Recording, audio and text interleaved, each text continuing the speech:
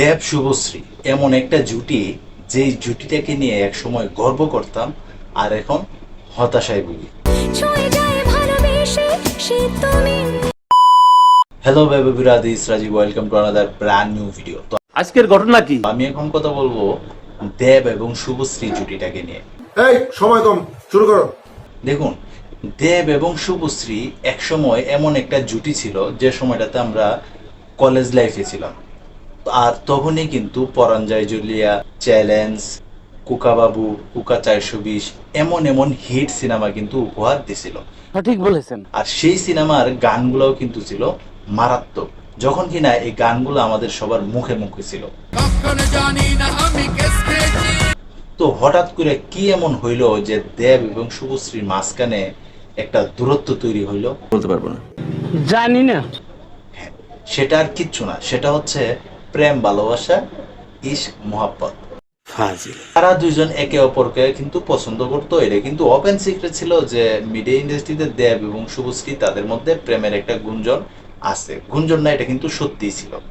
পরবর্তীতে তাদের কিন্তু একটা ব্যাকআপ হয়ে গেছিল, আর সেই ব্যাকআপ হওয়ার পরে কিন্তু তাদেরকে আর একসাথে কখনো দেখা হয় নাই। ঠিকই শুনছো, ভুল কিছু শোনো।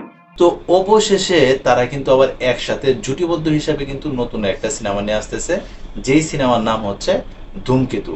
আর সেই ধূমকেতু সিনেমাতেই কিন্তু দেব এবং শুভশ্রী একসাথে অভিনয় করছে। কিন্তু মজার বিষয় কি জানেন, আমি যে সিনেমাগুলোর নাম বললাম সেই সিনেমাগুলার পরিচালক ছিল কিন্তু রাজ চক্রবর্তী।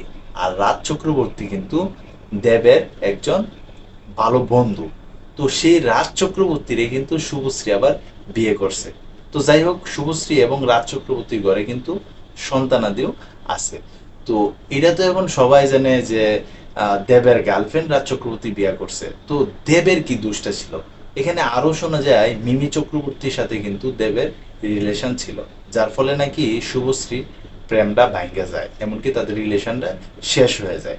কিন্তু এই মুহূর্তে কিন্তু মিমি চক্রবর্তীর সঙ্গেও কিন্তু দেবের কোনো সম্পর্ক নাই। এই মুহূর্তে দেবের সম্পর্ক হচ্ছে রুক্মিণী মিত্রর সঙ্গে। তো একটা ইন্টারভিউতে দেবরে জিজ্ঞাসা করা হয়েছিল যে আপনারা এতদিন পর আসলেন, তো এই বিষয়টা আপনি কেমন ভাবে দেখতেছেন? তখন দেব বলে, দেখুন, শুভশ্রীর সঙ্গে আমার প্রায় 10-12 বছর যাবৎ কোনো কথাবার্তা হয় না, কিন্তু দেখা সাক্ষাৎ হয়েছে। তো এই কথাটা রুক্মিণীর বইয়েই বললো না সত্যি সত্যি বলছে, তো ওই বিষয়টা তো আর আমাদের জানি না।